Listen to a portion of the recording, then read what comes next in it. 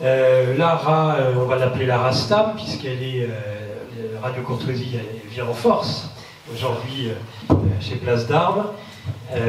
Lara Stam est chroniqueuse sur Radio Courtoisie. Elle est une des toutes nouvelles patronnes d'émission. Elle est par ailleurs, en plus d'être ma femme, mon assistante sur Radio Courtoisie dans de multiples émissions qui vont de la gastronomie et le bien-être jusqu'à l'analyse politique, en passant par l'art, tout un tas d'autres sujets. Et elle a cette caractéristique d'être une Arménienne, mais d'Arménie, non de la diaspora, puisqu'elle est arrivée en France à l'âge de 24 ans. Et sans dévoiler ton âge, tu as vécu à peu près aussi longtemps et bientôt la bascule entre l'Arménie et la France. Donc on va vous dire quelques mots sur l'Arménie. Je sais bien que vous entendez énormément parler. Le pape à Marseille n'a parlé que de cela pendant 2 jours, évidemment, des chrétiens d'Orient, puisqu'il défend les chrétiens d'Orient, pas les migrants. Pierre dans le jardin aussi peut-être de Poutine, qui se voulait le défenseur des chrétiens d'Orient, et dont on ne peut pas dire que dans le conflit actuel, eh bien, il se montre être un grand défenseur des chrétiens d'Orient.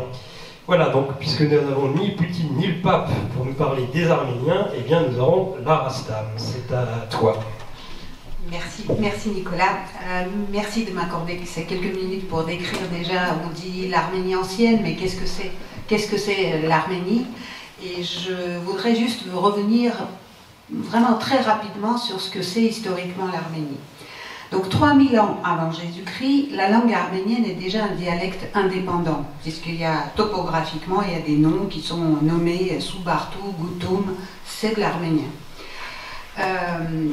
Donc vers 2000 ans avant Jésus-Christ, il y a des guerres dans cette région qui opposent les peuples de Khet et les peuples de Hayas.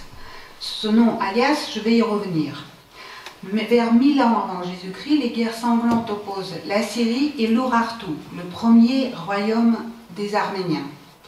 En 520 avant Jésus-Christ, le roi perse Darius cite le nom de l'Arménie. Maintenant, pour les Hayas, sachez que les Arméniens entre eux ne s'appellent pas Arméniens. Les Arméniens entre eux s'appellent Hay et le peuple est Haïk. Et quand les Arméniens sont nommés, c'est par les Assyriens qui les prennent pour les Araméens.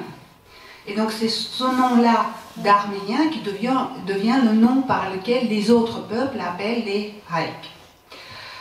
Donc l'Arménie, donc en arménien, est Hayastan. Et pour revenir pour le Haut-Karabakh, en fait, les Arméniens l'appellent Artsakh. Le Haut-Karabakh, c'est-à-dire région montagnarde qui par les peuples turcophones est appelée le Jardin Noir, Karabakh, est appelé en arménien Artsakh, la forêt ensoleillée. Donc Artsakh signifie forêt ensoleillée, c'est une région qui est peuplée par des Arméniens, et ça on a des écrits, on a des preuves, y compris par un académicien français, Jean-Pierre Mahé, à partir de 520 avant Jésus-Christ. Donc, et cette région, elle a une particularité pour les Arméniens parce que depuis cette période, continuellement, quelques guerres de conquête, reconquête, grands royaumes d'Arméniens ou pas, les Arméniens habitaient cette région. Donc c'est vraiment le berceau des Arméniens qui est resté depuis près de 3000 ans entre les mains des Arméniens, du peuple arménien, le peuple arménien. Donc maintenant, je vais revenir un petit peu sur Staline, parce qu'en 1921, Staline était en charge par le Politburo de créer la carte du futur SSSR, URSS. Et donc c'est Staline, le 7 juillet 1921, attribue le Nagorno-Karabakh à l'Azerbaïdjan en guise de bonne entente et de, disons, une forme de caution vis-à-vis des musulmans. Les Azerbaïdjanais ne sont pas nommés à ce moment-là parce que le peuple azerbaïdjanais, c'est comme le peuple ukrainien, c'est totalement artificiel. C'est-à-dire on prend différentes ethnies musulmanes et on leur donne le nom azéri sous l'impulsion de différents dirigeants d'Azerbaïdjan. Et à ce moment-là, donc, il attribue Nagorno-Karabakh, mais pas que, il y a aussi Nakhichevan, Nakhitchevan, c'est une autre enclave qui est attachée à l'Azerbaïdjan en tant que république autonome pour en fait cautionner les bonnes relations entre les musulmans et les Arméniens. D'ailleurs, ils étaient au sein du même pays, donc les frontières n'étaient absolument pas palpables. Hein. Vous ne pouviez pas voir que vous traversiez l'Arménie pour aller en Azerbaïdjan. Il faut que tu précises que le cadeau de Staline dans ce domaine, c'est que le Nakhitchevan, il est de l'autre côté de l'Arménie. C'est une enclave qui est... Ça fait que vous êtes obligé de traverser l'Arménie pour aller à Nakhitchevan. Vous voyez, c'était un peu comme le Pakistan quand il y avait le Bangladesh et le Pakistan occidental. Mais avec des haines assez fortes, vous pouvez imaginer ce que ça pourrait donner. Et d'ailleurs, à ce moment-là, quand il attribue Nakhitchevan à l'Azerbaïdjan, qui a une frontière très importante avec la Turquie et l'Iran, hein, frontière extérieure de l'URSS, à ce moment-là, il y a les premiers pogroms de l'URSS, puisque en espace de 2 mois, la totalité d'Arméniens qui peuplaient cette région, qui d'ailleurs porte un nom tout à fait arménien, parce que Nakhitchevan signifie en arménien « il est d'abord descendu là ». Qui est descendu là? C'est Noé du mont Ararat. Donc c'est la vallée du mont Ararat, et le nom Nakhitchevan, même si les Azéris aujourd'hui l'appellent Nakhitchevan, ça reste comme Kiev, c'est pas Kiev, hein. Vous pouvez dire ce que vous voulez, à l'origine c'est Nakhitchevan, il est descendu là. Donc dans cette région il n'y a plus un seul Arménien.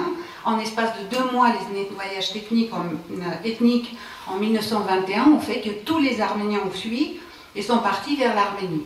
Tandis qu'en Haut-Karabakh, Staline avait insisté pour qu'il y ait énormément d'autonomie, pour qu'il y ait une possibilité d'avoir un centre administratif à Choucha, etc., et que les Arméniens puissent,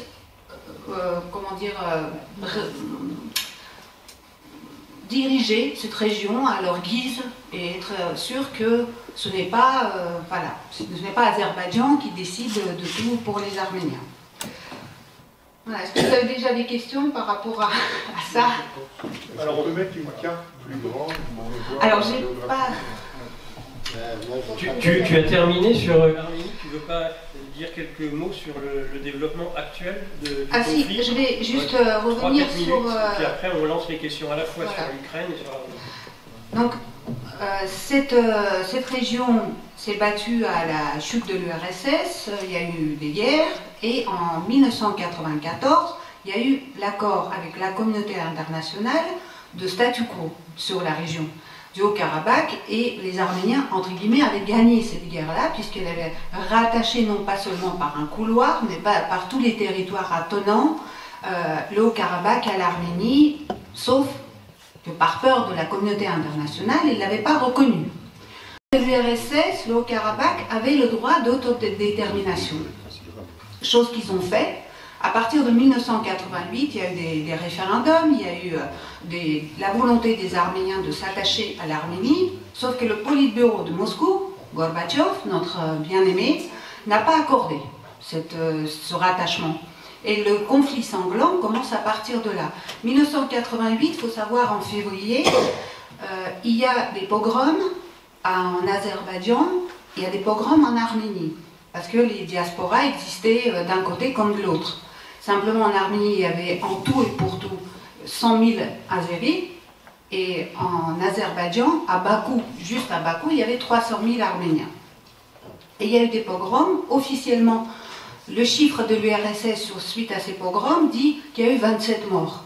Et quand on compare à ce qui s'est passé à Tchernobyl, là il y a eu 32 morts, en fait, officiels de l'URSS, il faut juste imaginer quelle était l'ampleur. Parce que voilà, les chiffres et l'URSS, c'était quelque chose, il y avait des quotas, en quelque sorte. Donc, à partir de 27 septembre 2020, l'Azerbaïdjan lance une offensive contre le Haut-Karabakh. Il faut savoir que l'Azerbaïdjan de 1994 et d'aujourd'hui, c'est pas le même État. Hein. C'est un État pétrolier, gazier, ils sont parfaitement armés et très fortement soutenus par la Turquie.